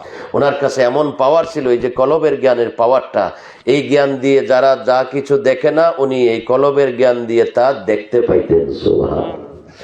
চট্টগ্রামে ফটিকছড়ি একটা থানা, এখান থেকে প্রায় 42 মাইল দূরে আরেকটা থানা, সেটার নাম হলো রাঙ্গুনিয়া।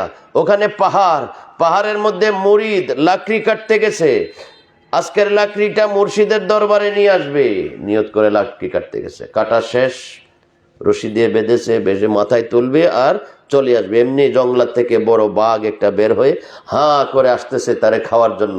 তখন তিনি ওখান থেকে ডাক দিছেন, আল মাদাদিয়া গৌসুল আজম মাইজ ভান্ডারী, বাঘ আসতেছে আমারে খাওয়ার জন্য, আপনি দয়া করেন, সাহায্য করেন। 42 মাইল দূরে ফটিকছড়ি মাইজ ভান্ডার দরবার শরীফে নিজের গ্রামে আসরের নামাজ পড়ার জন্য ওযু করতেছেন। সেখান থেকে উনি ডাক শুনছেন। পড়ুন না সুবহানাল্লাহ। কয় মাইল দূর? 42 মাইল দূর। আমরা তো 1 মাইল না, আধা মাইল না, 1.5 মাইল দূরের ডাকও শুনি না। কিন্তু ওনার কি কান, এই কানের মধ্যে কি পাওয়ার? এটা এই কান না, এটার ভিতরে আরেকটা কান আছে। এই কানে জ্ঞান দিয়ে চলে, আর ভিতরে যে আরেক কান আছে, এটা এই কান দিয়ে শোনে না, এটা এখানের জ্ঞান দিয়ে শোনে। তো এই কানের জ্ঞানটা যার কাছে আছে, তার কাছে 2টা কান। এই কান 1/2 কিলোমিটারও শোনে না, কিন্তু এখানে জ্ঞানের যে কান, ওটা দিয়ে আপনার 42 মাইল দূর, 100 মাইল দূরের আওয়াজও শোনে। এখানে 2টা চোখ, একটা এই জাহিরি চোখ, এটা দিয়ে বেশি দেখা যায় না। এই পর্দার বাহিরে কি আছে আমরা দেখি না, কিন্তু এটার ভিতরে আরেকটা বাতেনি চোখ আছে। এই চোখটা চলে কলবের জ্ঞান দিয়ে, এই পাওয়ার দিয়ে চলে। এই পাওয়ারটা যার কাছে আছে সে দেখে, পর্দার ভিতরে যা আছে তা দেখে, বাইরেরটাও দেখে। আমার আপনার কাছে শুধু এখানের পাওয়ারটা আছে, এখানের পাওয়ার নাই। এজন্য আমরা এটার পাওয়ার দিয়ে দেখতে পারি না। পর্দার বাহিরে কি আছে দেখি, কিন্তু আহমদুল্লাহ মাইজ ভান্ডারী, ওনার কাছে এই মাথার পাওয়ারও আছে, কলবের পাওয়ারও আছে। 2টা দিয়ে দেখে, ভিতরেও দেখে, বাহিরেও দেখে, কাছেও দেখে, দূরেও দেখে, কাছেও শুনে, দূরেও শুনে। 42 মাইল দূর থেকে ডাক দিয়েছেন, শুনেছেন। শুনে খাদেমের হাত থেকে বদনা নিয়ে বদনা মারছেন পুকুরে। 1 সেকেন্ডে বদনা চলে গেছে 42 মাইল দূর বাঘের মাথায়। সুবহানাল্লাহ। উনি হলেন গৌসুল আজম আহমদুল্লাহ মাইজ ভান্ডারী, প্রধান মাইজ ভান্ডার দরবার শরীফের প্রথম মহাপুরুষ, যার থেকে তরিকায় মাইজ ভান্ডারিয়া জারি হয়েছে। এই 200 বছর আগে গৌসুল আজম মাইজ ভান্ডারী 42 মাইল দূর বদনা মারছেন পুকুরে, চলে গেছে রাঙ্গুনিয়া পাহাড়ে। পড়ুন না সুবহানাল্লাহ। এই যে কাজগুলো আল্লাহর আউলিয়ারা করেছেন, এভাবে করে করে মানুষকে ধর্মের পথে এনেছেন। অন্য ধর্ম থেকে ইসলাম ধর্মের মধ্যে এনেছেন, এনে নবীর উম্মত, আল্লাহর বন্দা, একজন আহলুল্লাহ, আল্লাহওয়ালা সৃষ্টি করেছেন। সুবহানাল্লাহ। সেই মাইজ ভান্ডার দরবার শরীফের অনুসারী আমাদের এখানের, এই যে আমাদের একজন খলিফা বৃন্দ, উনি নাটোরের সিংড়ার না, সিংড়ার, এই যে উনি আছেন সিংড়ার, এই এলাকার, আপনাদের এলাকার হলো মাইজ ভান্ডার দরবার শরীফের প্রতিনিধি জনাব আব্দুল কাদের সাহেব, যার বাড়িতে আমরা এসেছি। ওনাকে মৌখিকভাবে তরিকতের কাজকর্ম পরিচালনা করার জন্য দায়িত্ব দেওয়া হয়েছে। আগামী 14 যুগের মাধ্যমে আমাদের এই জনাব আব্দুল কাদের ভাই সাহেব এই তরিকতের খেদমত করে যাচ্ছেন এই এলাকায়।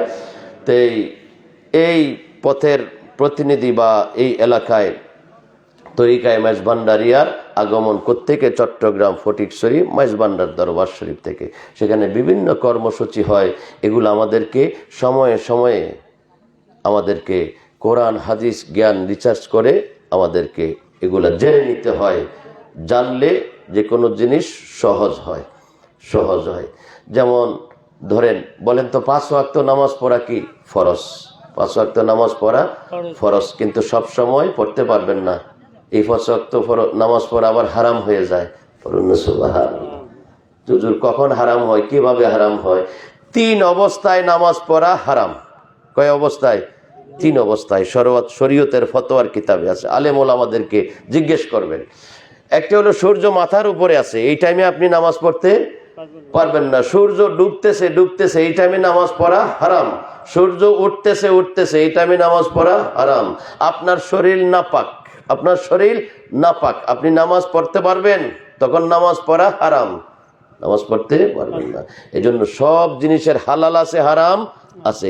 ইসলামী আধ্যাত্মিক গান বাদ্য এটা হালাল, আবার এই গান বাদ্য যদি অনইসলামিক হয় সেটা হবে কি? হারাম। সেটা হবে হারাম। যে গানটা আল্লাহর শানে, যে গানটা নবীর শানে, যে গানটা পীর মুর্শিদের শানে, ধর্মের শানে, কবর মরণের কথার স্মরণের শানে, তাহলে সেটা হবে জায়েজ, এছাড়া জায়েজ হবে। তো কোন গানটা মাইজভান্ডারী তরিকায় গায়? দমে দমে জপরে মন আল্লাহ, সবাই দমে দমে জপরে মন আল্লাহ, দম তাকিতে ভুইল না মন আল্লাহ। আল্লাহ আমার কাছে আছে, আল্লাহ আমায় দেখিতেছে, বিশ্বাসে রাখিয়া জপ আল্লাহ, তোমরা বিশ্বাসে রাখিয়া জপ আল্লাহ, দমে দমে জপরে মন আল্লাহ। মারহাবা। দমে দমে জপরে মন আল্লাহ, এটা আল্লাহর জিকিরের কথার উপরে গানটা লিখেছেন। এটা কি? হালাল। আবার আমাদের দেশে আরো অন্য শ্রেণীর গান আছে, বিভিন্ন রকমের কি গান, আধুনিক গান, বিভিন্ন গান আছে যেগুলো দিয়ে মানুষের কি হয়? দুনিয়ার কথা স্মরণ হয়, মানুষ খারাপ চিন্তা মাথায় আসে। এ সমস্ত গান কি আগেও হারাম ছিল, এখনো হারাম, কিয়ামত পর্যন্ত হারাম। অজু ছাড়া নাপাক অবস্থায় নামাজ পড়া হারাম, সূর্য ওঠে অবস্থায় নামাজ পড়া হারাম, সূর্য ডুবে অবস্থায় নামাজ পড়া হারাম, আবার সূর্য মাথার উপরে থাকলে নামাজ পড়া হারাম। এজন্য সব কাজের ক্ষেত্র পাত্র বিশেষ হালাল হয়, পাত্র বিশেষ হারাম হয়। আপনি একটা পিছনে একটা ব্যানার লাগাইবেন, অমুক ওলির উরুস, মঞ্চ দিবেন, এই পাশে নারী, এই পাশে পুরুষ, বস দুইজনে কি কইতেছে? গান গাইতেছে। এগুলো সম্পূর্ণ কি? হারাম, হারাম, হারাম। শরীয়ত পরিপন্থী, কোরআন হাদিস ধর্ম পরিপন্থী। কোন নারী দিয়ে গান গাওয়ানো যাবে? কোন নারী দিয়ে গান গাওয়াইলে সেটা ওলি আল্লাহর তরিকার গান হবে না, এটা বন্ডামি হবে, বন্ড তরিকার গান হবে। এজন্য কোন নারী দিয়ে গান গাওয়ানো হালাল নয়।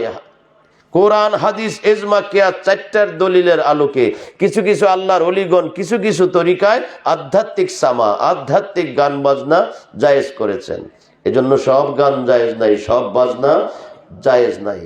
এগুলার জন্য আমাদের সজাগ থাকতে হবে। আমরা তো এগুলা না করে আরো গিয়ে বসে থাকি, কয় যে আজকে কি হবে? কয় পালা গান হবে, এদিকে মমতাজ আসবে, ওদিকে কি আবুল সরকার আসবে, আমরা গিয়ে এভাবে বসে বসে দেখি আর গান শুনি। এগুলো সম্পূর্ণ ধর্ম বিরোধী, ইসলাম বিরোধী, কোরআন সুন্নাহ বিরোধী, ওলি আউলিয়ার আদর্শের বিরোধী। গান বাজনা এটা একটা তরিকার ইবাদত। এখানে জায়গা পবিত্র লাগবে, মানুষগুলো উপযুক্ত লাগবে, এখানে আতর আগরবাতি মিলাদ দুরুদ জিকির আজকার করে তারপরে তরিকতের কাজ করতে হবে। মনের খুশি মতো করলে হবে না। তরিকায় মাইজভান্ডারিয়ার নিয়ম নীতি আছে, আধ্যাত্মিক গান বাজনা সামা কাওয়ালি করার জন্য নিয়ম নীতি আছে। ভিতরে নিয়ম নীতির ভিতরে হলে সামা গান বাজনা হবে, আর না হলে কি হবে? গুনার মাহফিল হবে, গুনার মজলিস হবে। এই জন্য আমরা অনেকেই এই বিষয়গুলো জানি না, চিন্তা ভাবনা করি না, না করে ঢালাও ভাবে এগুলার বিরুদ্ধে কথা বলি। এই জন্য আল্লাহ আমাদেরকে বোঝার তৌফিক দান করুক, আমিন। আমাদের মধ্যে অনেক অবুঝ আছে। এই যে কিছুদিন আগে দেখবেন মাজার ভাঙ্গা শুরু করেছিল, কেন? কয় মাজারে অনইসলামিক কাজ হয়। কি হয় মাজারে? কয় গাঞ্জা খায়। এখানে পাগল ছাগল থাকে, এখানে এই করে সেই করে। তো এই করে সেই করে যারা করে তাদেরকে না করবেন, মাজারে তো কোনো দোষ নাই, মাজারওয়ালা তো এগুলা করে নাই, মাজারওয়ালা তো বলে যায় না এগুলা করতে। তাহলে আপনি ওগুলা না করে মাজার ভাঙতেছেন, তাইলে বোঝা যায় আপনি ওই কারণে না, আপনি অন্য কারণে মাজার ভাঙতেছেন। কথা বলেন ঠিক? অনেক ফেসবুকে দেখবেন, পত্র পত্রিকা দেখবেন, অমুক মাদ্রাসায় বলৎ কাজ হয়েছে, অর্থাৎ হুজুরে ছাত্রের সাথে অপকর্ম করছে। পত্র পত্রিকায় ফেসবুকে আসে না? আসে। তো এই জন্য কি গিয়া মাদ্রাসা ভেঙে ফেলছে কেউ? না, হুজুরের বিচার করছে, মাস্টারের বিচার করছে, কিন্তু মাদ্রাসা তো ভাঙে নাই। তো মাজারে যায় পাগল যায়, ভালো যায় মন্দ যায় ওখানে। তো ওখানে যে মন্দ গেছে তারে দূর করতে হবে, যারা এগুলা করে তাদেরকে আঘাত করতে হবে। গাঞ্জা খাওয়া হারাম, সিদ্ধি খাওয়া হারাম, মদ খাওয়া হারাম, এগুলা আল্লাহর ওলির মাজারের পাশে খাওয়া যাবে না, তাদেরকে দূরে সরাইতে হবে। নিজে না পারলে প্রশাসনের মাধ্যমে করতে হবে, দূরে সরাইতে হবে। এজন্য গিয়ে মাজার ভেঙে ফেলবে, এটা নিয়ে ভালো কাজ না। তাহলে এখানে বোঝা যায় অন্তরের নিয়ত হলো আরেকটা, অর্থাৎ উনি মাজার পছন্দ করে না। গোটা পৃথিবীতে দেখেন সবার মাজার আছে, নবীজির মাজার আসেনি? তো এখানে এই দেশের মাজার ভাঙ্গার আগে আপনি মদিনা শরীফ গিয়ে নবীরটা আগে ভাঙ্গেন। কথা বলেন ঠিক না? যে এটা যদি খারাপ হয় তাহলে নবীজির মাজারটা তো খারাপ, এটাকে আগে ভাঙ্গেন। ওখানে ভিতরে আবু বকর সিদ্দিকের মাজার আছে, ওমর ফারুকের মাজার আছে, আব্দুল কাদের জিলানি গৌসে পাকের ইরাকে মাজার আছে, খাজা গরিবে নওয়াজ আজমির শরীফে আছে। ওগুলা ভাঙ্গা তারপরে এখানে আসেন না। মাজার ভাঙ্গার কোনো নিয়ম শরীয়তে কোরআনে হাদিসে নাই। মাজার তো দূরের কথা, কোনো কবর ভাঙ্গার অনুমতি শরীয়তে নাই। আপনি একটা কবরের উপর গিয়ে কোদাল দিয়ে কাটবেন, পায়ে মুড়াবেন, এটাকে ভাঙিয়ে ফেলবেন, শরীয়তে এটা দেয় নাই। একটা সাধারণ কবরের ইজ্জত আছে, একটা সাধারণ কবরেরও ইজ্জত আছে। কবরের উপরে গিয়ে বসা যায় না, জুতা নিয়ে যাওয়া যায় না কবরস্থানে। কারণ কি? কবরের সম্মান, কবরের সম্মান। তো সাধারণ কবরের যদি সম্মান থাকে, একজন আল্লাহর ওলির কবরের সম্মান আছে না নাই? আছে। কতক্ষণ শাহপুরানের মাজার ভাঙতে যায়, কতক্ষণ অমুক জায়গায় যায়, গোলাপসার মাজার ভাঙতে যায়। বড় আফসোস, এই মাজারের ভিতরে যে টাকা, এই টাকা দিয়ে মাজারের পাশে কিন্তু একটা বড় মসজিদ আছে, প্রত্যেক মাজারের পাশে মসজিদ আছে, মসজিদে ইমাম সাহেবে নামাজ পড়ায়। এই মাজারের টাকার বেতনগুলাই দেওয়া হয় মাজারের টাকা দিয়ে, মাজারের টাকা দিয়ে। যত ফতোয়া দিতেছে মাজারে টাকা দিবেন না, শিরিক বেদাত, মানুষ মানতেছে, মাজারে মানুষ টাকা দিতেই আছে। এটাকে বন্ধ করার কোন সিস্টেম নাই। দেখবেন একটা মসজিদ বানাইতে কত কষ্ট হয়, ভিক্ষা করতে হয়। বাংলাদেশে মাইক লাগায়, রাস্তার পাশে টেবিল লাগায়, আল্লাহর ঘরে 2 টাকা দিয়ে যান, মসজিদ তৈরি করবো 10টা টাকা দিয়ে যান। কোনো মাজার তৈরি করতে এগুলা খোঁজা লাগে না। মসজিদ চিনলেন, কিন্তু মসজিদ যারা আইনা দিল তাদেরকে চিনলেন না। বাংলাদেশে মসজিদ আইনা দিছে কে? এই মাজারওয়ালারা। বাবা শাহজালাল মাজারে শুয়ে আছে, উনি আইসা বাংলাদেশে মসজিদ বানাইছে। মসজিদ আগে আসে নাই, মসজিদের আগে আল্লাহর ওলি আসছে, আইসা এই দেশে মসজিদ বানাইছে। এখন আমরা মসজিদ চিনি, মসজিদ ঠিক করি, মাজার ভাঙতে যাই। কথা বলেন ঠিক না? আল্লাহর ওলিরা এনে দিয়েছে ইসলাম, নামাজ রোজা দাড়ি টুপি। এখন সেই ওলি আল্লাহর বিরুদ্ধে আমরা ফতোয়াবাজি করতেছি। কই একজন হিন্দু তো মুসলমান বানাইতে পারলেন না। বাবা শাহজালাল তো কত লক্ষ লক্ষ হিন্দু মুসলমান বানাইছে। খাজা গরিবে নওয়াজ 99 লক্ষ হিন্দু মুসলমান বানাইছে। খাজা গরিবে নওয়াজ মঈনুদ্দিন চিশতি, ওনার বিরুদ্ধে কথা বলে খাজা গাজা খায়। কই আমি তো কোনোদিন 10টা হিন্দু মুসলমান বানাইতে পারলাম না, আর আমরা গিয়ে লাঠি লুয়ে যাই এদের বিরুদ্ধে করতে, ফতোয়াবাজি করি, কবর পূজা, পীর পূজা, মাজার পূজা পড়ুন না, নাউযুবিল্লাহ। তো আল্লাহ তাআলা আমাদেরকে বোঝার তৌফিক দান করুক, সবাই বলি আমিন। মুহাব্বতে পড়ি আল্লাহুম্মা সাল্লি আলা সাইয়্যিদিনা মাওলানা মুহাম্মদ ওয়া আলা আলি সাইয়্যিদিনা মাওলানা মুহাম্মদ। উচ্চ স্বরে বলি মারহাবা। সুতরাং ভালোকে ভালো বলতে হবে, মন্দকে মন্দ বলতে হবে, হালালকে হালাল জানতে হবে, হারামকে হারাম বলতে হবে, হারামকে হালাল, হালালকে হারাম। এগুলা যারা আমরা করি, এগুলা আমাদের দ্বারা কি হইতেছে? সমাজে ফিতনা ফাসাদ বাড়তেছে। আল্লাহ তাবারক ওয়া তাআলা আমাদেরকে তৌফিক দান করুক, সবাই বলি আমিন। আমরা নামাজ পড়ি কিন্তু নামাজ মানি না, নামাজ মানি না। নামাজ ছাড়া কেউ থাকতে পারে না। আপনি নামাজে কি পড়েন আর বাহিরে এসে কি করেন? নামাজটা কি? নামাজের একটা প্যাকেজ আছে, নামাজের প্যাকেট। প্রত্যেক নামাজের মধ্যে আমাদেরকে শিক্ষা দিতেছে। কি শিক্ষা দিতেছে? নবীকে সালাম দাও। সুবহানাল্লাহ। আত-তাহিয়াতু লিল্লাহি ওয়াস-সালাওয়াতু ওয়াত-তাইয়্যিবাতু আসসালামু আলাইকা আইয়ুহান নবী। নামাজের ভিতরে আসেনি? নাই মনে হয়, আসেনি? আছে। তো নামাজটা কার? আল্লাহ। আল্লাহর নামাজে নবীকে কেন সালাম দিব? দিলে আল্লাহকে দিব, নবী আসবে কেন এখানে? সুবহানাল্লাহ। তাইলে আল্লাহর নামাজে সালাম কার? নবীর। ইবাদত আল্লাহর, সালাম হবে নবীর। তাইলে নবীকে বাদ দেওয়া যাবে না। এখন দেখবেন ফেসবুকে ঘুরতেছে একজন আছে আমাদের দেশে, এক এক সময় এক এক কথা বলে। কোন সময় বলে আমি এই লন্ডনে ইংল্যান্ডে কিসের ফুটবল ম্যাচ খেলছে, আবার কখনো বলে আমি বিমানে চলি না, আমি রকেটে চলি।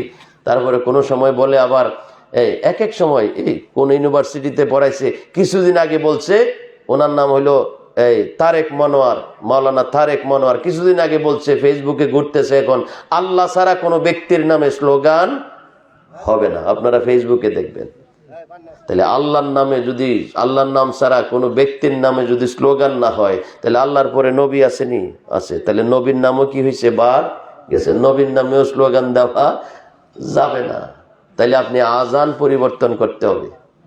যদি আপনার বক্তব্য সঠিক হয় তাহলে আজান পরিবর্তন করতে হবে, কারণ আজানে আল্লাহর নামের স্লোগানের সাথে সাথে নবীর নামের স্লোগান আছে না নাই? আশহাদু আল্লা ইলাহা ইল্লাল্লাহ, এরপরে আছে কি? আশহাদু আন্না মুহাম্মাদার। এখন যদি আমি হুজুরের কথা বিশ্বাস করি যে হ্যাঁ আল্লাহর নাম ছাড়া আর কোনো ব্যক্তির নামে স্লোগান হবে না, তাহলে আজান থেকে আশহাদু আন্না বাদ দিয়ে দিতে হবে, এখানে আর দেওয়া। এরপরে আসবেন নামাজের ভিতরে আসসালামু আলাইকা আইয়ুহান নবী, এটাও পড়া যাবে না। এরপরে আপনাকে দিবে কবরে বিসমিল্লাহি ওয়া আলা মিল্লাতে রাসূলিল্লাহ, ওখান থেকে রাসূলের নাম বাদ দিতে হবে। এরপরে কবরে সওয়াল জবাব হবে তিনটা, মার রব্বুকা ওয়া মা দীনুকা ওয়া মা কুনতা তাকুলু ফি হাক্কি হাযার রাজুল। নবীকে দেখায় বলবে আল্লাহকে, তোমার দিন কি ছিল, আর তোমার সামনে যিনি দাঁড়ায় আছে উনি কে? সুবহানাল্লাহ। যে নবীকে ভালোবাসে, কোরআন সুন্নাহর জ্ঞান যার মধ্যে আছে, সেই ব্যক্তি কি বলতে পারে যে আল্লাহর নাম ছাড়া কোনো ব্যক্তির নামে স্লোগান হবে না? হুজুর তো হুজুরের নামে স্লোগান দিলে কত খুশি হয়। প্রধান বক্তার আগমন, আল্লামা অমুক সাহেবের আগমন, হুজুর কি তখন বেজার হয় না খুশি হয়? খুশি হয়। তো এই যে মানুষগুলোকে, আমাদের দেশে ধর্মটাকে এক একজনে এক একভাবে উপস্থাপন করে সাধারণ মানুষের মধ্যে একটা বিভ্রান্ত সৃষ্টি করতেছে। আল্লাহ তাআলা আমাদেরকে ধর্ম বোঝার, কোরআন বোঝার তৌফিক দান করুক, আমিন। তো অনেক নামাজি আছে যারা ওলিয়া উলিয়া পীর মুর্শিদ পছন্দ করে না। আপনি কিসের নামাজ পড়েন? ভণ্ডামির নামাজ পড়েন। বলে হুজুর কেন? আপনি নামাজে কি বইলাইছেন? আসসালামু আলাইকা আইয়ুহান নবী, তারপরে কি বলছেন? ওয়া আলা ইবাদিল্লাহিস সালিহিন। আছে না 5 ওয়াক্ত নামাজের ভিতরে? তো ইবাদিল্লাহি সালিহিন এটা আরবি শব্দ, বাংলা অর্থ কি? ইবাদিল্লাহি সালিহিন, সকল ওলি আউলিয়াদের উপরে সালাম, নবীর উপরে সালাম। ওয়া আলা ইবাদিল্লাহি সালিহিন, সকল ওলি আল্লাহদের উপরে সালাম। আর বাইরে এসে মাজার ভাঙে, কলি কি ফির কি, কফির পূজা, কবর পূজা, মাজার পূজা। কথা বলেন ঠিক কিনা? তুমি নামাজে কি বইলে আইলে আল্লাহর সাথে, আর বাইরে এসে কি করো? তুমি কি নামাজ চিনছো? তুমি নামাজ পড়ছো, বন্ডামি করে আসছো, দেখাইছো আমি 5 ওয়াক্ত মসজিদে নামাজ পড়ি। তো তুমি নামাজের মধ্যে বলতেছো নবীরে সালাম, ওলি আল্লাহরে সালাম, আর বাইরে এসে ওলি আল্লাহ বিশ্বাস করো না, তাহলে তোমার নামাজে আর বিশ্বাসে ঠিক আছে নি? এই জন্য আমাদের দেশের নামাজে নামাজিকে কি করে না? সঠিক করে না। নামাজে নামাজিকে সরল পথে আনতে পারে, নামাজে নামাজে নামাজিকে সরল পথে আনতে পারে। যে নামাজের ক্ষমতা নাই সেই নামাজ কেউ পড়ে না রে, পড়ে না রে, পড়ে না রে। সুবহানাল্লাহ। নামাজ কারে বলে? দেখেন 5 ওয়াক্ত নামাজে বয়াত মুরিদ থেকে নিয়ে ওলি, আবদাল, গাউস, কুতুবের সালাম, নবীর সালাম, সব কিছুর শিক্ষা 5 ওয়াক্ত নামাজের মধ্যে আছে। সুবহানাল্লাহ। নামাজ কে পড়বে? যে একজন কামেল মুর্শিদের কাছে মুরিদ হয়েছে, সে নামাজ পড়বে। কেন? বাকি তারা পড়বে না কেন? কারণ কামেল পীরের কাছে